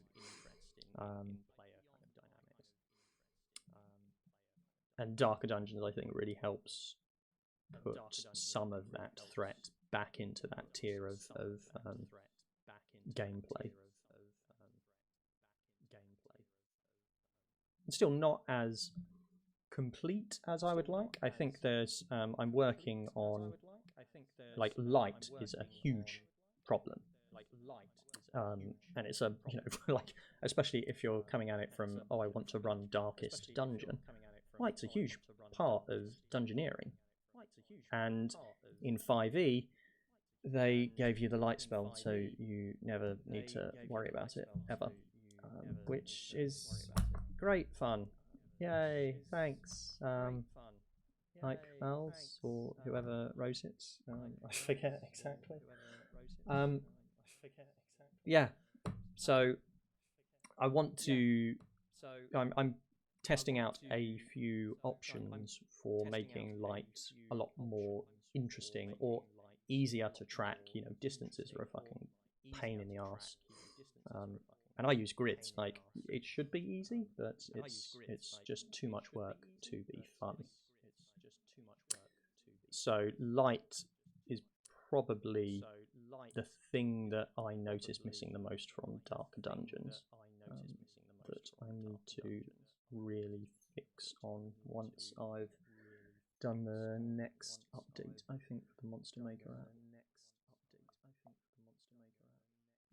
It's either that or Artifactory. I still need to make some progress on that. That's been on the burner for about 6 months. Or Book of Business, which, yeah, it's been on the burner for also about 6 months. A lot of plate spinning. But it's good. So I think Monster Maker is reaching a point where it will be finished, and then that will give me more time to kind of focus properly on the other stuff.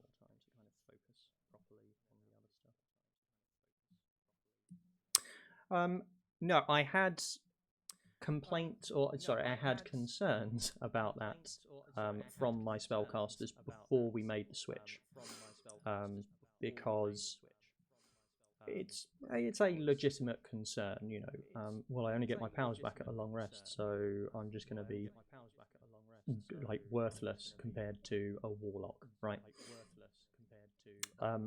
But that's really down to your DM. When I run long rest games, but I build adventures to take that time span into account. You know, I don't do mega dungeons with a week-long rest, because that would be, you know, the game isn't really, characters don't have the power flexibility to kind of deal with that. There's so much variability between the classes, so I always build my adventures to still give them, I'd say, about like 3 to 4 serious fights within that adventure, like block, like 3 to 4 good fights, a bit of journeying, some skill checks, and that still keeps everything into account. You know, that's what they recommend you do normally, and no one ever does it, because how are you going to get 6 exciting things that happen every single day in a raw 5e game, right? But that lets me build. Okay, I know we've got the Vault of Hope, right? I know that my adventuring party have to do this within like 1 week.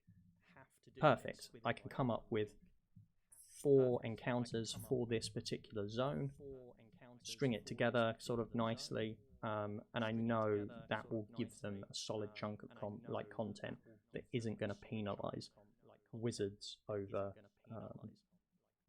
monks or warlocks, right? You know, it keeps that balance nice and on point. It's slightly interesting with our current game because of our campaign setting, which is like a homebrew one that we've all sort of built together. We have spell gems, right? Sort of like rubies and sapphires, right? That contain magical power that you can kind of draw on to recharge your spell points or your spell slots. So, because everyone in the party is a caster of some kind, that has also been a nice little.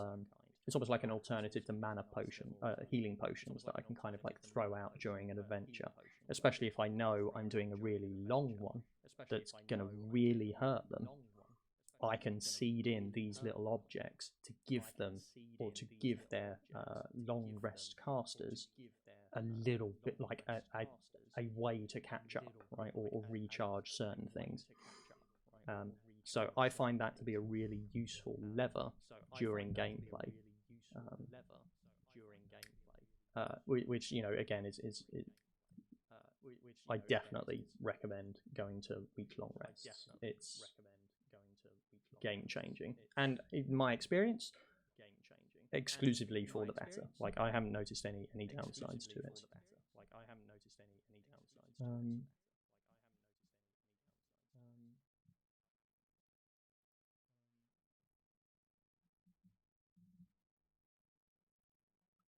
uh, traits and powers are interesting. So it depends really on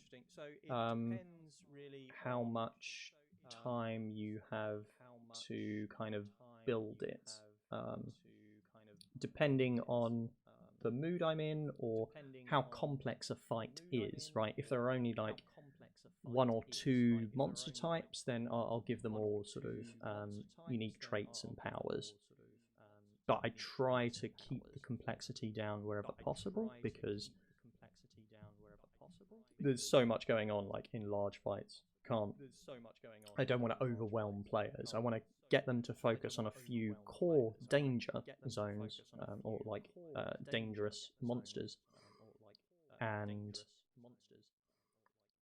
not just overwhelm them with a lot of minor stuff that's like, oh, hang on, now this monster also has this little power that you need to be aware of. It's like you need to read the group really when you're doing that, which is useless advice, I'm afraid. Sorry about that. Oh, goblins. Yeah, no, goblins are very good fun. I kind of wish the monstrous races had been better balanced from the get-go. I mean, kobolds, like having sunlight sickness is really can be really debilitating. And like UNT purebloods, just completely immune to poison. No, please, that's ridiculous. But I like I totally encourage like having monstrous races in your game. They're so much fun. Like in our custom campaign, we have all of them like as playable options, and we've had in this game alone, like we've had a kobold, we've got Triton, we've had a UNT pureblood. We haven't had an orc or a goblin yet, but I've had a lot of goblin NPCs, and they're so much fun. Mostly because I played a lot of Warhammer when I was younger, and I think of goblins and orcs exclusively speaking Cockney. And it's such a fun accent.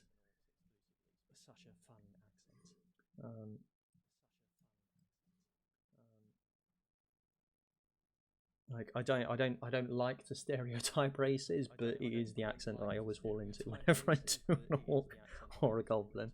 It's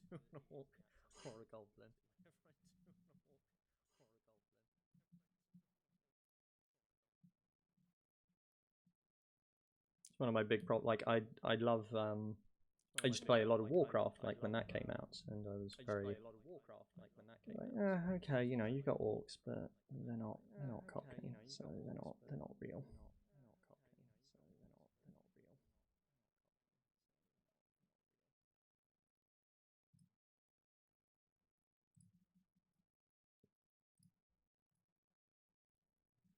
Um,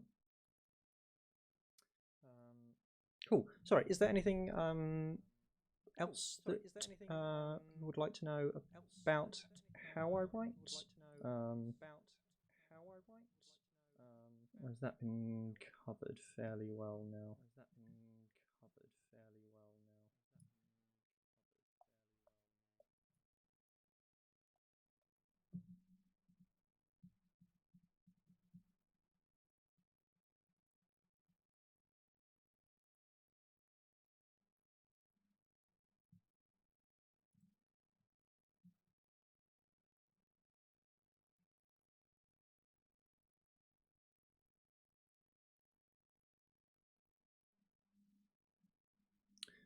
No other compression. Like I just so these are all.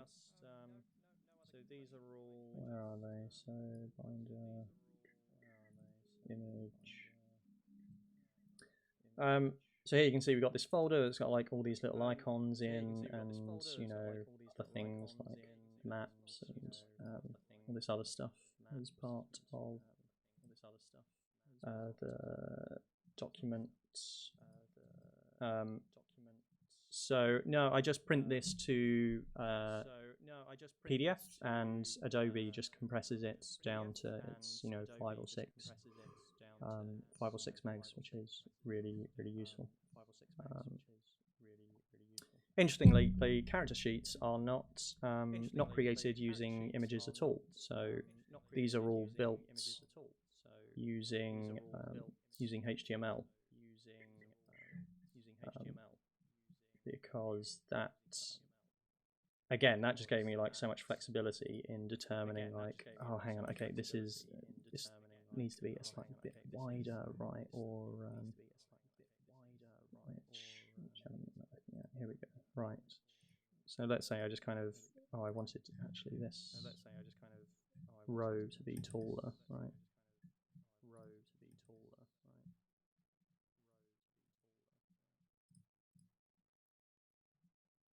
You know, now like when I was designing these sheets or sort of rewriting these, that flexibility was ridiculously useful. I was burning so much time doing these by hand in Photoshop, and, like trying to make sure everything's aligned and in sort of sync with each other.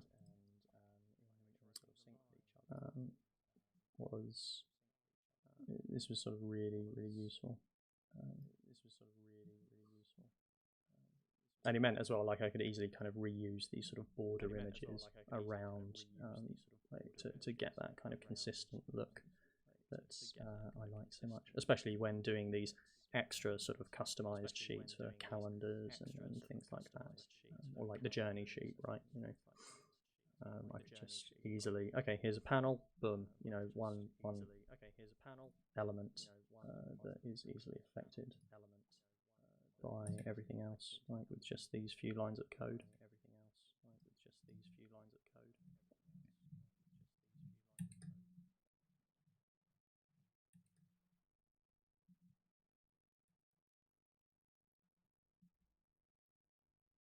Oh, thanks, Demon. I do like for all my like 5e's a really complicated beast for me. Like I hate so much about it, and yet I love that like, it is really flexible. Like you know, I could never have written this stuff for like 4th edition, you know, which is like that's the edition I really got started in about sort of 10 years ago. Just sort of playing 4th, and I love like combat, and it was very kind of board gamey, which is also great, having like a lot of interesting powers that kind of forced the group, or you know, encouraged the group to kind of talk and work together. And oh, I'm going to move this guy over here, and now I'm going to use my area power and aura of zone of consecrated ground. Better not move. Oh, I'm going to move. Well, you've lost the power. That kind of stuff. Loved it. Huge fan. And then they moved to, and then we moved to 5th, and you don't really have any of that, and everyone's basically a striker, and okay, but it's fantastic for homebrewing. Like you could, the number of like custom classes and subclasses and just little things that people have built for it are just phenomenal, right? It's the classing system is begrudgingly like a step in the right direction for them. I just wish that the classes were a bit more fun to play in combat, I think, for, you know, people who aren't wizards. I mean, yeah.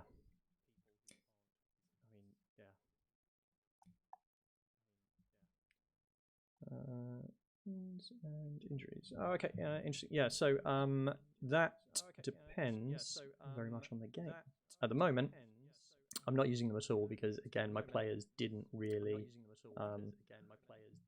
want to worry about that. I use Bloodied, like, because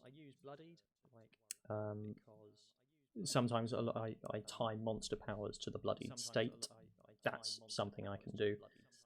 Healing rules I don't use because they didn't want to use that, and the same for lingering wounds, which has been a bit of a shame. You know, like I do miss not being able to use that in this campaign. But yeah, I just hurt them in other ways, right? You know, if I can't get you with this, then I'll build the adventure in a way where I can sap your hit dice in. Oh, here we go. It's a monster power, and yeah, it hits and it drains your hit die. So sorry, it's not me. It's the monster. Same with permanent injuries.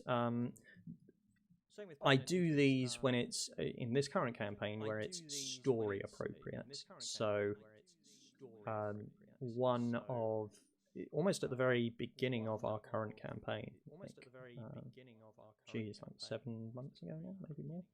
Must be more.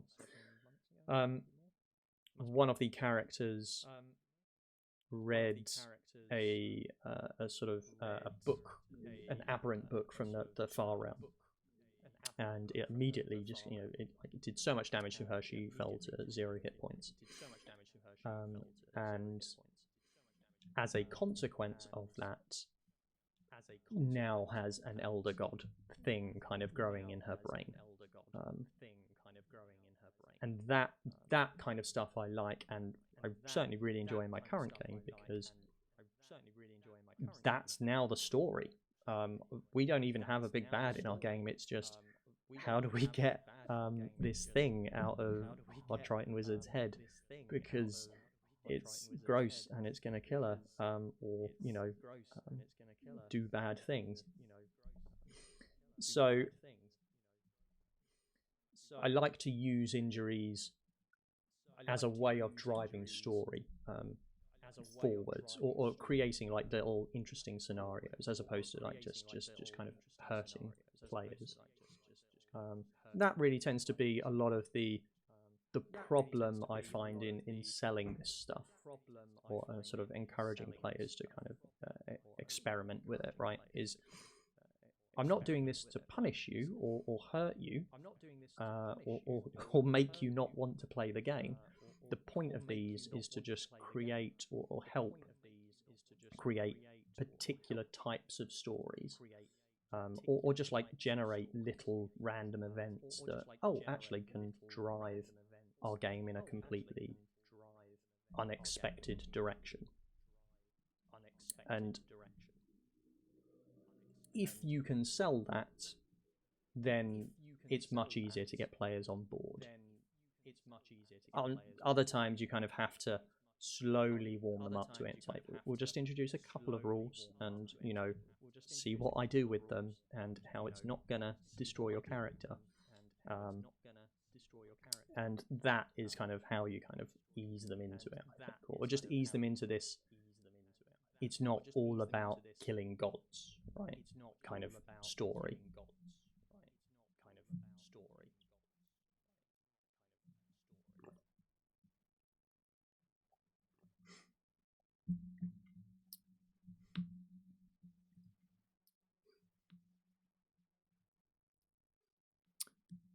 Random encounters, I'm totally down for.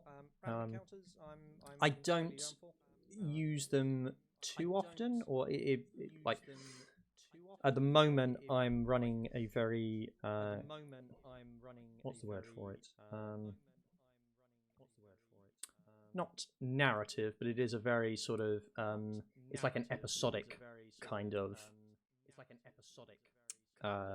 adventure, right? It's like, okay, I know what theme this kind of adventure zone is going to have, and they're going to have this much space to play in, so I'm going to build scope for like this to happen and this to happen and this to happen.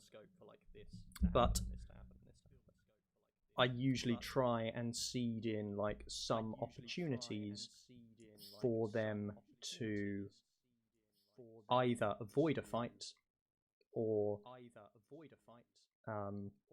prepare for one because they didn't roll their perception high enough or whatever. So I always try and leave a little wiggle room for something random to happen, and if it happens, then you know it's going to be complicated for you. But I don't rely on random encounters very much in my games, unless journeying is like a huge thing of it, because I like my combats to have some kind of story significance. You know, I always want the plot to kind of keep moving in a way, because you know we've only got a limited amount of time for each game session, and unless I can get something useful out of a random encounter, you know, it's like, what's my purpose as a DM for being here, as you know, other than to move things and hit you.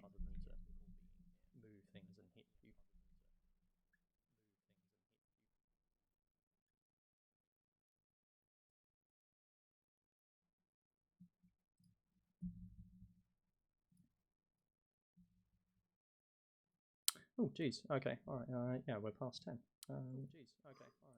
Okay, I should see about wrapping this up for now, unless there's anything anyone else would like to ask before we just kind of bring this session to a close.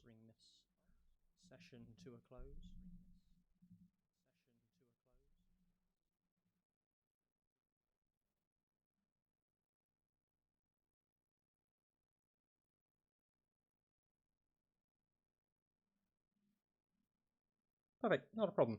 You know, thank you all for watching. Special thank yous. Well, yeah, especially thank you Overthinker and Demon Ralph for your questions. It's always good to. Whoa. Forgot about that. Yeah, thank you very much for your questions. Hope that kind of helps give you a bit of insight into sort of what I do and how I do it and why I do it. Would obviously, you know, a special thank you to all of my Patreon subscribers. You know, like that support has. It's nice to know that people enjoy your work, and you know, this has been very encouraging over like the last year and whatever. So thank you very much for all your support, especially. And I'm going to butcher the fuck out of these names, so bear with me.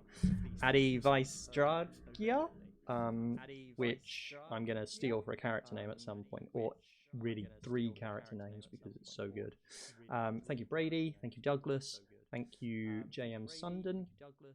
Yeah, there it is. And thank you, Seth Cooper. Everyone else, thank you for all your contributions as well. It's been really cool.